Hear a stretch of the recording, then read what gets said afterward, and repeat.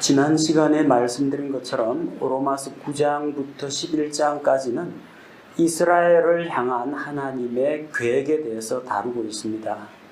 그래서 이스라엘 민족 전체를 이야기하는 것이지 어느 한 개인의 구원 문제를 다루는 것이 아닙니다.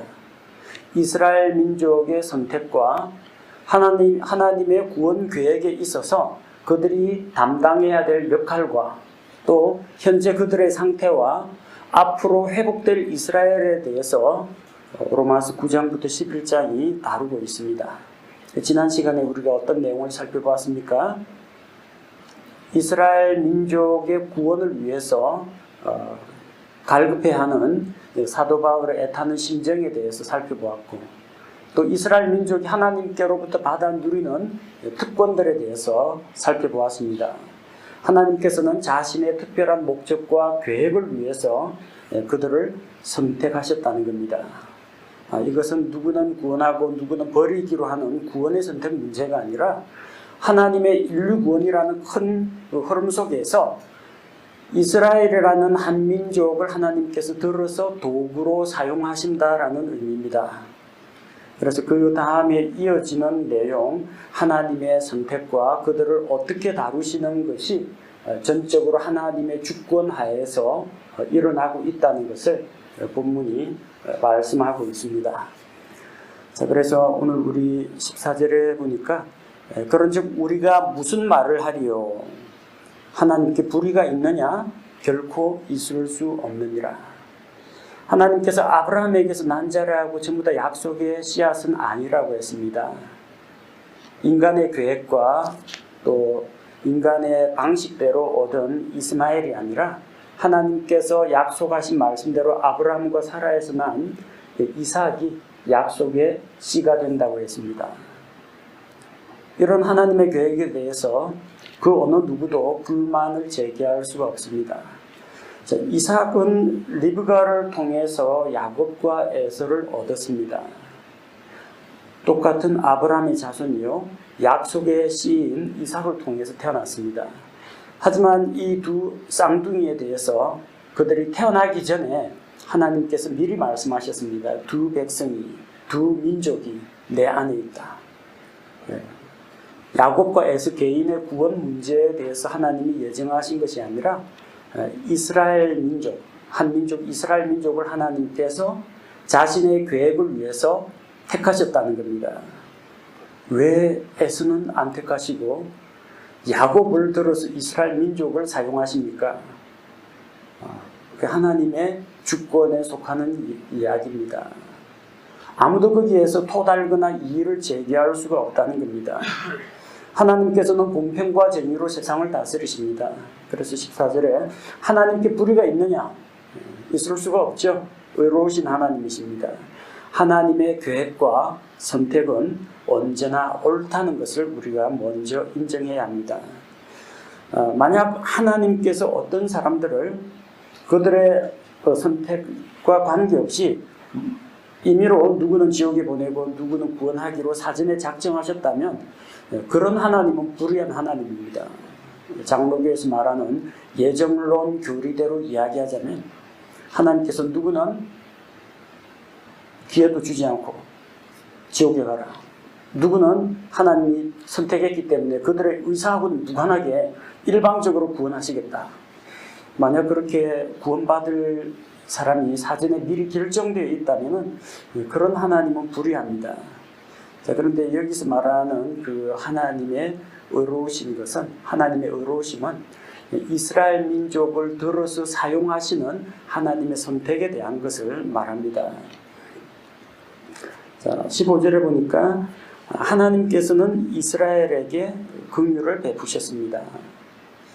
야곱이나 에서나 똑같이 아담의 타락한 본성을 가지고 태어난 죄인들입니다.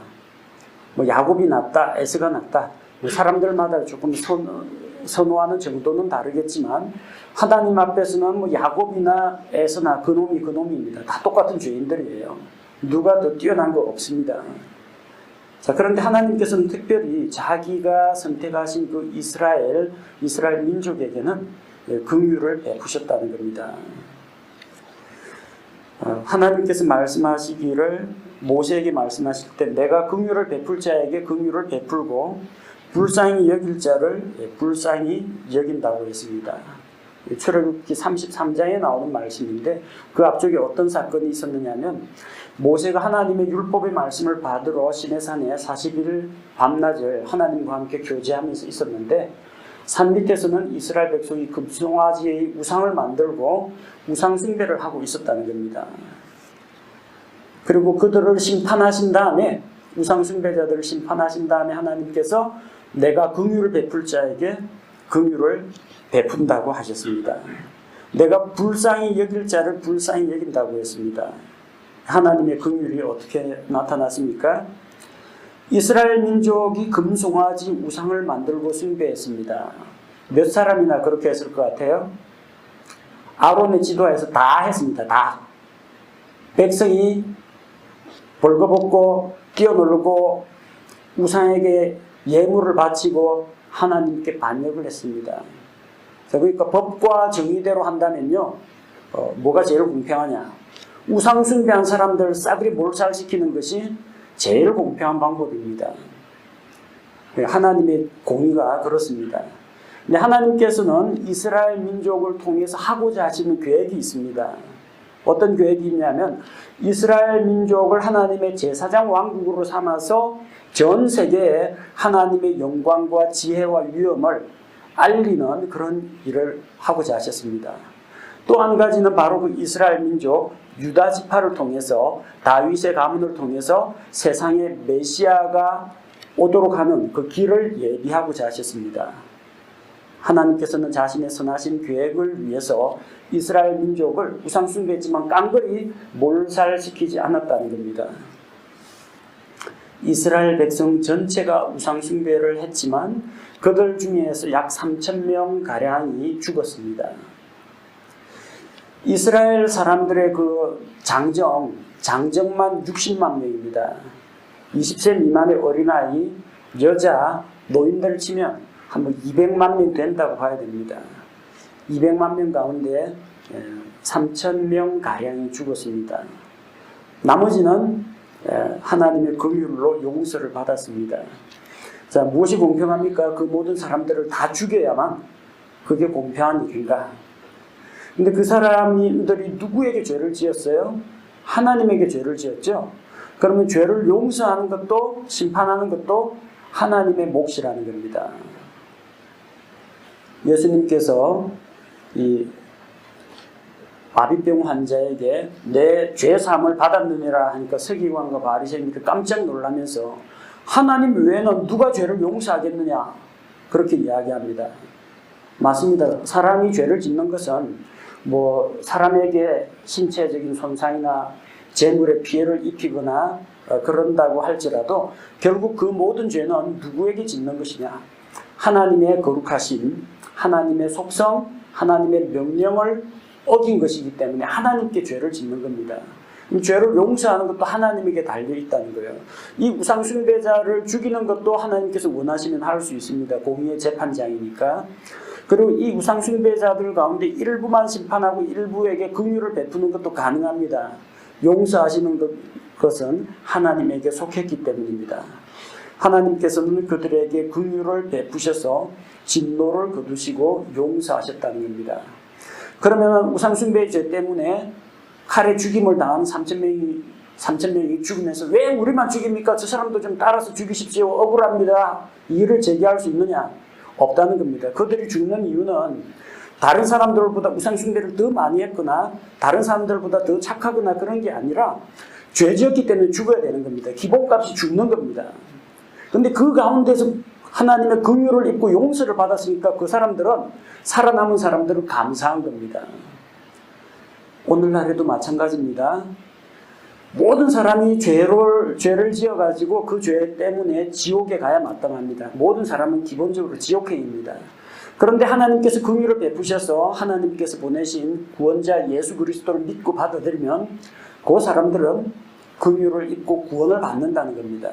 지옥 가는 사람들이 와, 저 사람도 죄 지었는데 나는 저 사람보다 더 착한데 왜 나는 지옥이고 저 사람은 나보다 죄를 많이 지은 것 같은데 왜 천국입니까? 이의를 제기할 수 있느냐? 없다는 겁니다. 그 사람은 남하고 비교할 형편이 못 되고 자기 죄 때문에 그냥 지옥 가는 겁니다. 이 사람은 왜 살았느냐? 죄는 많이 지었는데 죄 용서받았기 때문에 하나님의 긍휼을 입었기 때문에 구원을 받은 것입니다. 그래서 사람이 자기 본분을 알아야 됩니다. 나는 다른 사람들보다 착한 일을 많이 했는데, 나는 다른 사람들보다 인격적으로 도덕적으로 수양을 많이 쌓았는데, 그게 심판의 기준이 아니라는 겁니다. 심판의 기준은 죄가 있느냐 없느냐, 죄가 있는데 죄 문제 해결했느냐 못했느냐, 이게 하나님의 기준이라는 겁니다. 이스라엘 백성 가운데 한 200만 명 되는 사람 가운데 다 죄를 지었지만 3,000명 가량은 심판을 받아서 죽었고 나머지는 긍휼을 입었습니다. 그 하나님의 긍휼은 어디에서 나오느냐? 16절에 보면은 그것은 원하는 자에게서 나지도 아니하고, 뭐가요? 긍휼을 베푸시는데 그 긍휼이 내가 긍휼을 받고 싶다 원하는 어떤 사람에게서 혹은 달리는 자, 노력하는 자에게서 나오지 않습니다. 물론 우리가 하나님의 긍휼을 구할 수는 있습니다. 근데 긍휼은 나의 요청이나 아니면 긍휼은 나에게 달린 것이 아니라는 겁니다. 누구에게 달렸어요? 하나님에게 달려 있습니다. 하나님의 긍휼은 원하는 자에게서, 소원하는 자에게서 나지도 않고 노력하는 자에게서도 나지도 않습니다. 죄인들은 다 죽어야 마땅하지만 하나님께서 긍휼을 베푸셔서 죄인들 가운데 일부는 구원하십니다. 이것이 불공평하다고 생각합니까? 14절에 이야기했죠. 무슨 말을 하리요? 하나님이 어떤 민족을 세워서 선택하시고 그 민족에게 특별한 사명을 맡기시건 아니면 맡기지 않으시건 우리는 아무것도 말할 수가 없습니다. 하나님께서 죽어 마땅한 사람에게 긍휼을 베푸시고 회개할 기회를 주시는데 왜 그 사람한테 용서받을 기회를 줍니까 하고 이의를 제기할 사람도 아무도 없다는 겁니다. 그것은 하나님에게서 나는 것입니다. 하나님은 공평하고 의로우신 분입니다. 불의하지 않습니다. 그래서 구체적인 사례를 17절 18절에서 이야기하는데 출애굽기에 나오는 이집트 왕 파라오의 사례를 꼽아서 말씀하십니다. 하나님께서는 그분의 권능을 보이고 그분의 이름을 알리기 위해서 파라오를 선택하셨습니다.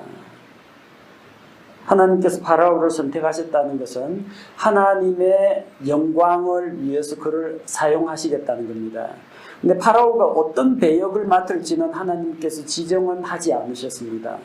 만약에 그가 하나님의 말씀에 순종하면은 순종하는 이집트 왕 파라오가 되어가지고 하나님의 영광을 나타냅니다. 그가 하나님의 말씀을 듣고 화를 내고 하나님의 말씀을 거역하고 하나님께 대들면은 하나님의 진노의 회초리를 맞으면서 본보기로 불순종하는 자는 이렇게 된다라는 하나님의 공의를 나타내는 시범 케이스로 하나님께서 사용하십니다. 어느 쪽을 택할지는 각 개인의 문제입니다. 각 개인의 선택에 달려 있습니다. 이스라엘도 파라오도 모두 하나님의 영광을 위해서 선택이 되었습니다. 이스라엘 민족은 어떤 목적으로 선택되었습니까? 그들이 순종하고 하나님께 예배드리는 제사장 민족이 되고 하나님의 거룩하심을 생활 가운데서 율법의 말씀을 통해서 드러내고 안 믿는 이방인들에게 하나님의 말씀을 선포하고 하나님의 사랑과 은혜를 선포하면은 그들은 하나님의 선택하신 목적에 합당하게 됩니다. 또 그 민족을 통해서 하나님의 영광이 나타납니다. 그러라고 선택을 하셨는데 이방 민족들보다 더 부패해가지고 우상숭배를 하고 간음을 행하고 의롭지 못한 행동을 하면 하나님께서 그들을 심판하십니다. 하나님의 백성조차도 죄 지으면 심판받는다는 것을 하나님께서 역사를 통해서 똑똑히 보여주셨습니다. 아시리아의 침략으로 인해서 북이스라엘이 멸망하고 바빌론 왕국을 통해서 남유다 왕국이 바빌론에 70년간 포로 생활을 하고 이런 걸 통해서 죄에 대해서 단호하신 하나님의 모습을 보여주셨습니다. 다윗 솔로몬 시대에 하나님께서 이스라엘에게 복을 주신 것도 그들을 통해서 하나님의 영광을 나타내신 것이요. 그들이 불순종하다가 하나님의 징계를 받고 심판을 받은 것도 하나님의 영광을 나타내는 수단이 되었습니다. 파라오도 마찬가지입니다. 파라오가 하나님의 말씀을 들었습니다. 모세와 아론을 통해 전해준 하나님의 말씀을 들었는데 하나님의 말씀에 불순종했습니다. 그러자 하나님께서 이집트 땅에 하나님의 드신 팔과 큰 권능으로 10가지 재앙을 내리시고 이집트와 파라오와 그리고 이집트 백성들과 또 이집트 사람들이 믿는 그 신들을 다 심판하셨습니다. 파라오가 꼭 강력한 행동을 해야만 하나님의 영광이 나타나는가? 그렇지 않습니다. 모세와 아론을 통해 전해준 하나님의 말씀을 듣고 파라오가 마음을 겸손히 해서 하나님의 말씀이니 내가 순종하겠습니다는 역사의 길이 남을 순종 케이스로 하나님의 영광을 드러내는 케이스로 아마 성경에 기록되었을 겁니다. 파라오가 강력하면 징계와 심판을 통해서 하나님의 영광이 나타나고 파라오가 하나님께 순종하면 하나님께서 순종하는 자에게 내리는 그 복을 통해서 하나님의 영광이 드러납니다. 선택은 누구에게 달렸어요? 파라오에게 달렸습니다. 하나님께서 파라오에게 너 제발 좀 불순종해라. 나한테 좀 대들어라. 그래야 내가 이집트를 치를 명분이 생긴다. 하나님께서 파라오에게 그런 식으로 불순종하도록 부추기지는 않았다는 겁니다. 그건 파라오의 개인 결정이었습니다. 18절에 주께서 긍휼을 베풀 자에게 긍휼을 베푸시고 강팍하게 할 자를 강팍하게 하신다고 했습니다. 파라오의 마음은 왜 강팍하게 됐습니까? 하나님께서 파라오의 마음을 자극해서 그를 강팍하게 만들었습니까? 아니면 하늘에서 리모컨으로 조정을 해서 파라오의 강팍 수치를 쫙 올리고 순종 수치를 쫙 낮춰가지고 파라오를 로봇처럼 조정했습니까? 그렇지 않습니다. 똑같이 햇빛이 내릴 때는요, 햇빛이 내릴 때는 그 버터가, 그릇에 담긴 버터가 잘 녹습니다. 상온에서 버터가 고체인데 따뜻한 햇빛이나 밑에 열을 받으면요, 잘 녹습니다. 부드럽게 됩니다. 똑같은 그 버터처럼 약간 말랑말랑한 진흙도 햇빛을 받으면요, 물기가 마르면서 딱딱하게 됩니다. 밑에서 불 떼가지고 도자기 굽듯이 구우면요, 진짜 돌덩어리처럼 딱딱해집니다. 햇빛은 똑같은데 누구는 부드럽게 많이 녹아내리고 누구는 많이 완고하게 딱딱하게 굳어버립니다. 이게 햇빛 책임입니까? 햇빛은 동일한 햇빛입니다. 말씀은 동일한 말씀입니다. 근데 누구는 왜 말씀에 마음이 무너지고 약해져서 눈물 흘리며 회개를 하고 누구는 마음을 완고하게 먹고 하나님께 반항을 합니까? 누구 책임이에요? 네, 버터의 책임이고 진흙의 책임입니다. 내 백성을 가게 하라 하나님께서 말씀하셨는데 파라오는 그 하나님의 말씀을 듣고 자기 마음을 굳게 했습니다. 여러 가지 생각이 들었을 겁니다. 이 백성이 이집트에서 떠나가게 되면 우리나라 경제의 근본을 이루는 노동력의 대부분이 빠져나간다. 그러면은 누가 벽돌을 굽고 누가 수확을 하고 누가 피라미드를 건설하고 누가 창고를 지을 것인가? 경제적으로 손해라는 생각이 들었을 겁니다. 나는 이집트 왕국의 왕인데 누가 나보고 이래라 저래라 하느냐. 나는 여호와를 알지 못한다. 나는 주를 알지 못한다. 그러니까 그 백성도 보내지 않겠다고 한 겁니다. 하나님께서 파라오의 마음을 조작해서 그가 완고한 사람이 되도록 만드신 것이 아닙니다. 하나님의 말씀 앞에서 마음을 강팍하게 하고 목을 곧게 하고 반항을 한 것은 파라오 자신의 선택이고 그 선택의 결과에 대한 책임도 그가 감당해야만 했습니다. 루시퍼가 하늘에서 반역을 일으켰습니다. 하나님께서 루시퍼에게 반역을 일으켜달라고 요청한 적도 없고 명령한 적도 없습니다. 에덴 동산에서 아담이 왜 범죄했습니까? 선악을 알게 하는 나무에서 나는 것은 먹지 말라 명령을 하셨는데 아담은 그 말씀에 순종할 수도 있고 불순종할 수도 있었습니다. 자유의지를 갖고 있었습니다. 그가 하나님의 말씀보다 뱀의 유혹, 마귀가 속삭이는 부추기는 말을 더 믿었기 때문에 하나님의 말씀에 등을 돌리고 마귀 말에 순종했기 때문에 죄를 지은 겁니다. 뱀이 이 아담과 이브에게 최면을 걸어가지고 그걸 따먹게 한 게 아닙니다. 하나님이 아담과 이브가 선악을 알게 하는 나무에서 나는 것을 먹도록 창세전에 예정해 놓으신 것이 아닙니다. 미리 알고는 계셨지만 예정하신 건 아닙니다. 예정해 놓았다면 미리 따먹도록 다 예정해 놓고 거기서 나는 것을 먹으면 안 된다 하는 것은 하나님이 한 입으로 두 말 하는 겁니다. 분명히 따먹도록 예정해 놓고 선악을 알게 하는 나무에서 나는 것을 먹지 말라, 이런 이율 배반적인 명령을 내리시는 하나님이 아닙니다. 그건 아담과 이브의 선택입니다. 가룟 유다가 예수님을 배반한 것도 창세전에 유다가 예수님을 배반하도록 프로그래밍 되어 있거나 예정이 되어 있는 게 아닙니다. 가룟 유다의 선택입니다. 돈을 사랑했고 예수님을 주님으로 받아들이지 않았기 때문입니다. 제자들 가운데 이 가룟 유다는 예수님을 한 번도 주여 우리가 죽겠나이다, 주님 도와주옵소서 한 적이 없습니다. 항상 마스터 선생님이요, 항상 선생님이라고 불렀지 절대 주님이라고 안 불렀습니다. 예수님을 따라다니긴 했지만 그는 주님을 믿고 받아들이지 않았습니다. 베드로는 예수님을 3번 부인했습니다. 닭 울기 전에 3번 부인할 것이 창세전에 예정되어 있었느냐? 아닙니다. 예수님께서 제자들에게 근신하고 깨어서 기도하라, 시험에 들지 않도록 기도하라고 했습니다. 제자들이 근신해서 깨어서 기도하고 있으면 그런 시험이나 유혹에 안 넘어가게 된다는 겁니다. 근데 다 쓰러져 잤죠. 기도 안 하고. 베드로는 사람이 두려워서 어린 계집종 앞에서 예수님을 3번 부인했습니다. 성령께서 베드로를 조작한 것도 아니고 마귀가 베드로의 입을 딸싹딸싹 움직여서 예수님 부인하도록 만든 것도 아니고 전적으로 그의 선택입니다. 하나님의 말씀에 대한 개인의 선택, 순종이냐 불순종이냐, 거기에 따라서 우리가 하나님의 긍휼을 입는 자도 되고 하나님의 진노를 당할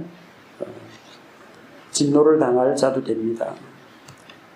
19절에서 24절은 이런 모든 이스라엘 민족을 선택하고 훈련시키고 다루고 징계하시고 마침내 돌아오게 하시는 이 모든 과정이 하나님의 주권 하에서 이루어진다는 것을 보여주고 있습니다.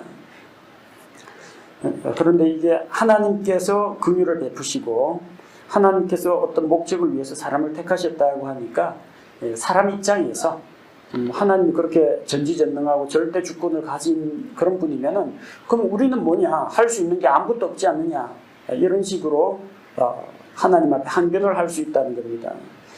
그 19절에 나오는 이야기가 이거죠.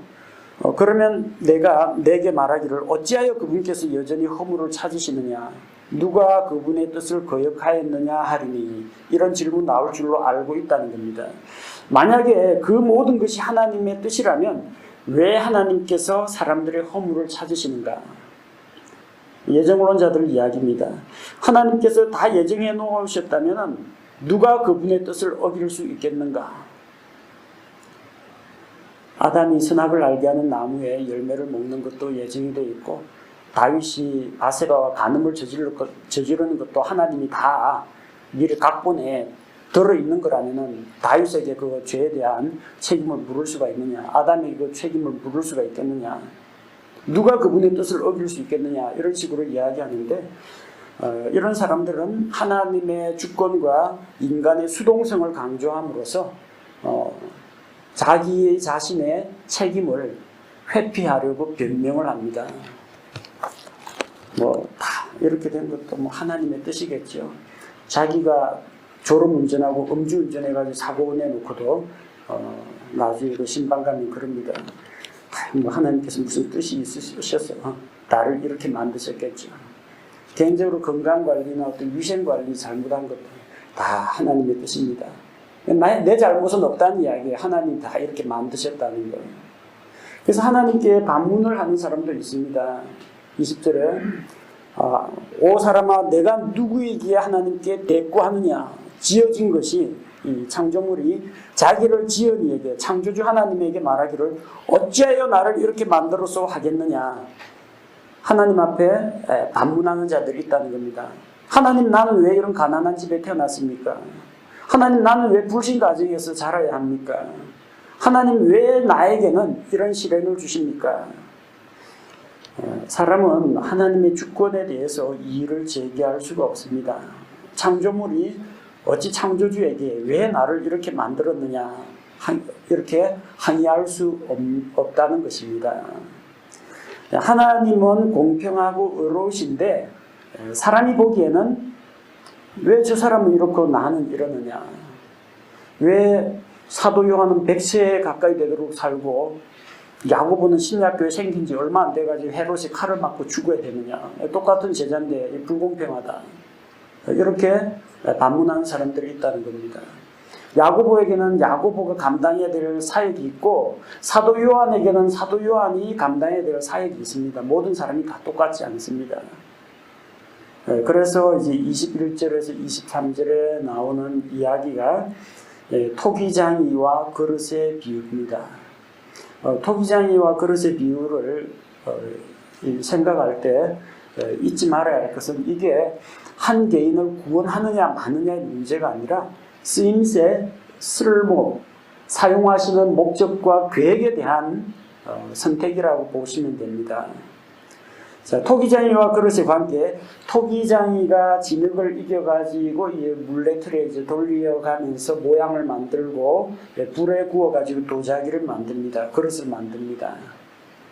그래서 뭐 토기가 될 수도 있고 유약을 발라가지고 자기 형태로 만들 수도 있습니다.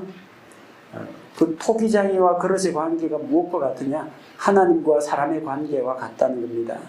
하나님께서 토기장이처럼 흙으로 사람을 지으셨기 때문입니다. 토기장이는 같은 진흙으로 다양한 그릇을 만듭니다. 꽃병도 만들고 접시도 만들고 대접도 만들고 물항아리도 만들고 컵도 만들 수 있습니다. 이 세상에 사는 사람들 보면 똑같은 사람이 없습니다. 쌍둥이라고 하더라도 제각기 기질이 다르고 입맛이 다르고 점점 성장하면서 개인적인 차이가 드러납니다. 남자도 있고 여자도 있고 뭐 시력이 아주 좋은 사람도 있고 어떤 사람은 이제 달리기를 잘하는 사람도 있고 머리가 좋은 사람이 있고 체력이 좋은 사람이 있고 뭐 별별 사람들이 다 있습니다. 다 개성이 있고 장단점이 있습니다. 하나님께서 어떤 그릇은 영광에 이르게 하고 어떤 그릇은 수치에 이르게 한다고 했습니다. 이 토기장이가 만들 때 항상 음식 담을 예쁜 접시만 만들지는 않습니다. 그 중에 어떤 것은 그 쓰레기통 같은 걸 만들 수도 있는 것이고, 어떤 것은 사람들 그 손 씻는 물 항아리 이런 것을 만들 수도 있는 겁니다. 근데 그게 필요 없다라고 이야기할 수는 없습니다. 사람의 집에는 금그릇도 있고 은그릇도 있고 질그릇도 있고 다양한 그릇들이 있다고 했습니다. 근데 모든 그릇을 다 금으로 만들지는 않습니다. 근데 주스나 간장이나 이런 거 금그릇, 은그릇, 금속지에 담아 보십시오. 틀림없이 맛이 변질됩니다. 그런 건 차라리 숨쉬는 항아리, 토기, 도자기에 담는 것이 옳습니다. 금그릇, 은그릇, 질그릇, 그 중에서 무슨 그릇이 좋으냐면은 주인의 쓰기에 합당한 그릇이 좋은 그릇입니다. 재질이 좋은 게 좋은 그릇이 아닙니다. 우리 사용하고 있는 그릇들이나 도구들 보십시오. 어떤 것은 이 세안하고 이거 볼 터치할 때 딱딱딱 이렇게 두드리는 용도로 사용하고, 어떤 것은 이제 손 닦는 수건으로 사용하고, 어떤 것은 발 닦는 걸레로 사용하고, 어떤 것은 마룻바닥 청소하는 험한 걸레로 사용합니다. 다 필요합니다. 다 있어야 됩니다. 어떤 걸 똑같은 수건을 사가지고 찢어갖고 걸레를 만들든지 수건으로 쓰든지는 그 사람 마음입니다. 하나님의 주권에 속한 부분이라는 겁니다.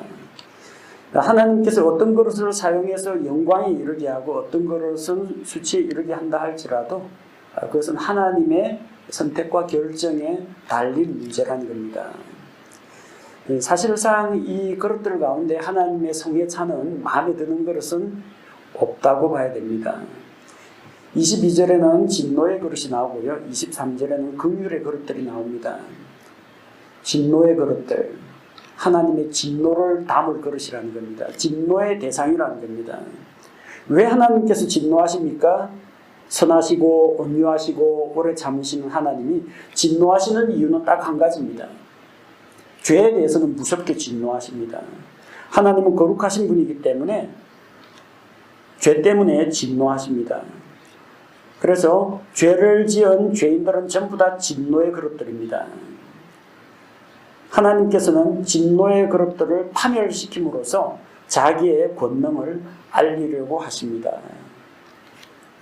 자, 그래서 22절에 만일 하나님께서 자신의 진노를 보이고 자신의 권능을 알리기 위해 파멸시키기에 합당한 진노의 그릇들에게, 진노의 그릇들은 파멸당합니다. 나중에 주님께서 쇠지팡이로 질그릇들을 깨뜨림과 같이 이 죄인들에 대해서 심판하실 것입니다. 그런데 그 그릇들에게 긍휼을 베푸셔서, 긍휼이 어디서 난다고 했어요? 긍휼을 베푸시는 하나님에게서 난다고 했습니다. 오래 참으시고 인내하시고 회개할 기회를 주시고 23절에 이로써 영광에 이르도록 자신이 미리 예비한 긍휼의 그릇들에게 자신의 영광의 풍성함을 알리려 하셨을진데 무슨 말을 하리요? 사람들이 22절과 23절을 좀 이어서 읽어야 되는데 잘못 읽다 보니까 하나님이 창세전에 예비한 그릇은 긍휼의 그릇이고 창세전에 지옥 가라 예비한 그릇들은 진노의 그릇들이구나. 세상에는 진노의 그릇들로 예비된 자가 있고 긍휼의 그릇들로 예비된 자가 있다. 이렇게 이분법적으로 생각하는 사람들이 있습니다. 근데 22절과 23절을 이어서 읽어보면요. 22절에 긍휼의 그릇이 나옵니까? 안 나와요. 다 진노의 그릇들이에요. 다 죄인이에요. 근데 어쩌다가 긍휼의 그릇이 되었어요? 그 22절 끝부분에 나오죠.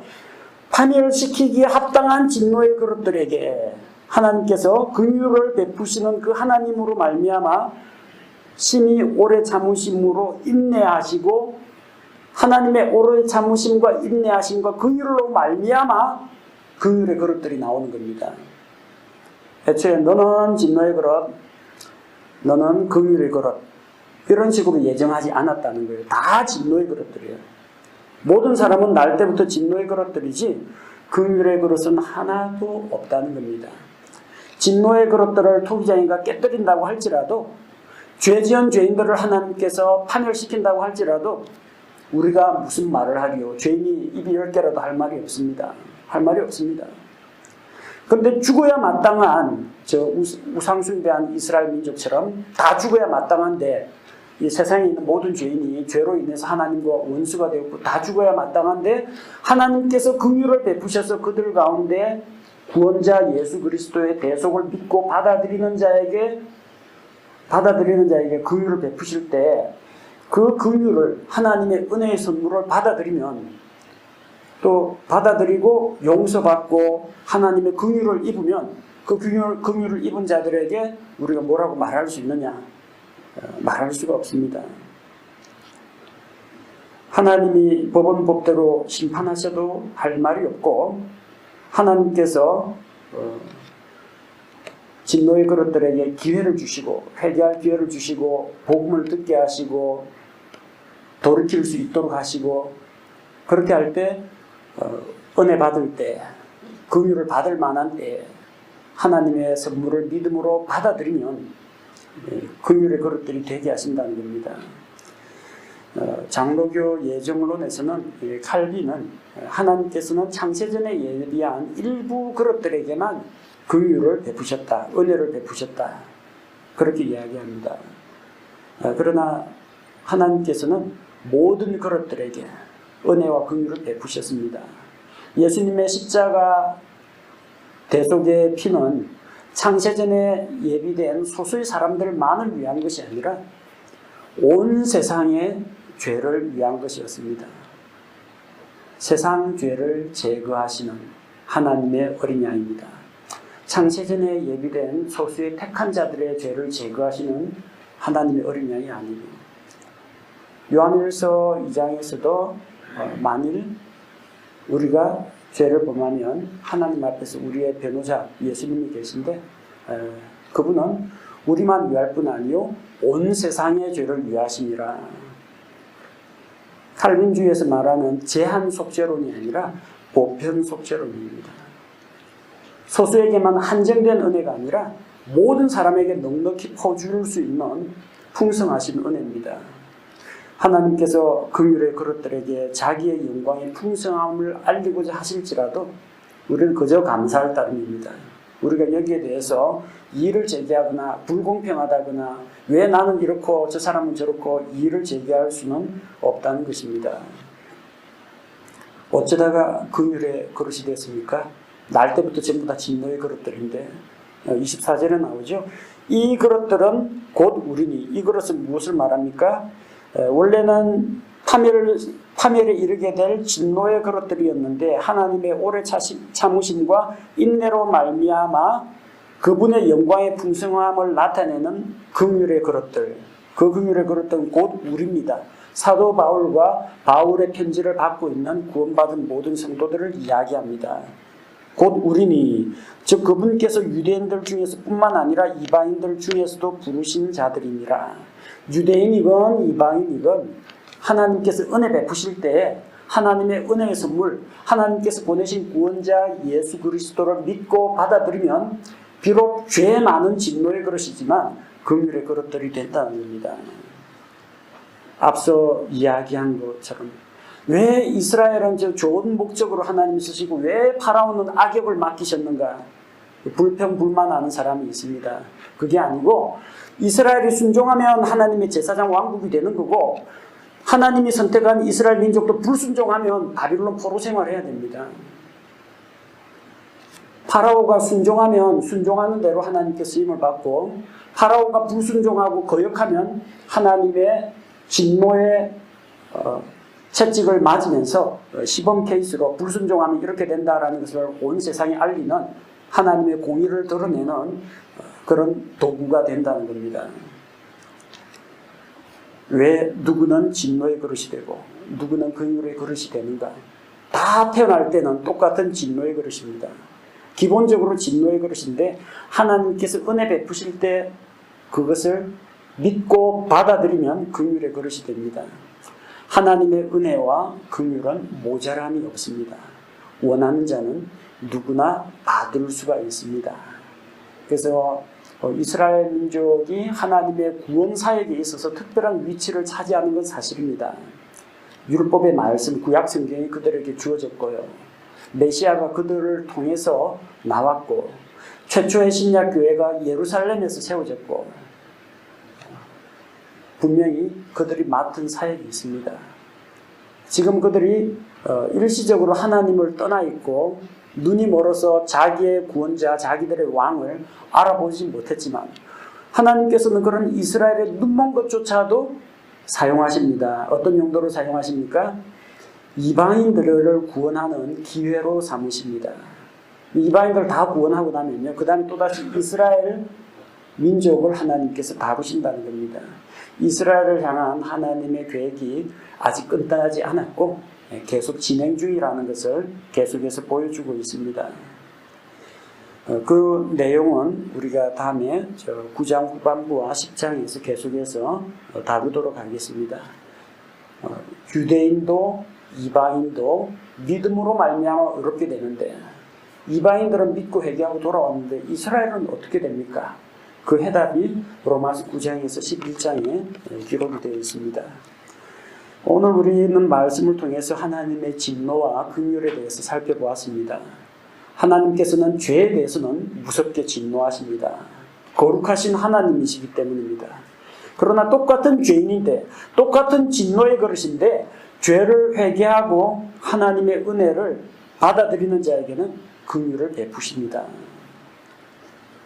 우리 하나님께서는 창조주 하나님으로서 모든 이 세상 만물들을 만드셨고 그것을 자기 뜻대로 다스리시며 마지막에 최종적으로 심판하실 권리를 가지고 있는 분입니다. 하나님께서는 창조물들을 통해서 자기의 영광을 드러내십니다. 하늘이 하나님의 영광을 나타내고 하늘에 있는 저 궁창에 있는 해와 달과 별과 모든 것들이 그분의 솜씨와 지혜를 드러내고 있습니다. 이 세상에 하나님의 형상을 따라서 창조된 사람도 마땅히 하나님의 뜻과 계획, 사람이 갖춰야 할 본분이 있습니다. 어떤 본분입니까? 하나님을 찬양하고 하나님께 영광을 돌려야 하는 것이 우리 사람들의 사명입니다. 그 목적에 합당하게 살아가는 자, 그 목적을 거스르고 살아가는 자, 하나님의 긍휼, 하나님의 진노가 각 사람에게 임하게 됩니다. 내가 하나님의 의로운 심판을 드러내는 자가 될 것인가? 파라오처럼 시범케이스로 한번 붙잡혀가지고 징계를 당할 것인가? 아니면 내가 하나님의 은혜와 영광을 드러내는 자가 될 것인가? 나의 선택에 달려 있습니다. 똑같은 햇빛이 비쳤는데, 똑같은 하나님의 말씀이 주어졌는데 그걸 듣고 무릎 꿇고 회개하는 사람이 있고 그 말씀에 거역하고 등을 돌리고 귀 기울이지 않는 자가 있습니다. 각자가 어떤 선택을 하느냐에 따라서 하나님의 진노를 당할 수도 있고 하나님의 긍휼을 입을 수도 있습니다. 결코 하나님의 은혜와 긍휼이 모자라서 사람들이 지옥에 가는 게 아닙니다. 하나님의 긍휼과 은혜는 차고 넘쳐서 온 세상 모든 사람에게 퍼주고도 남을 정도로 많습니다. 문제는 하나님께서 은혜 베풀 때 그 은혜를 받아들이지 않고 구원자를 소개시켜 줬는데 구원자를 믿음으로 받아들이지 않기 때문에 사람들이 심판과 형벌을 받는 것입니다.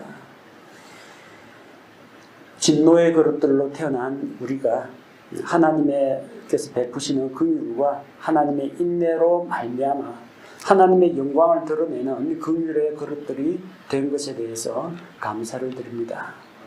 이스라엘 민족도 지금 자기 본분을 잊어버리고 하나님을 떠나 있고 구원자 예수 그리스도를 몰라보고 있지만 그들이 다시금 이 복음의 진리를 깨닫고 돌아오게 된다면 마지막 때에 환란기 때에 이스라엘 민족이 세상 사람들을 구원하는데 다시 한번 크게 쓰임을 받을 때가 올 것입니다.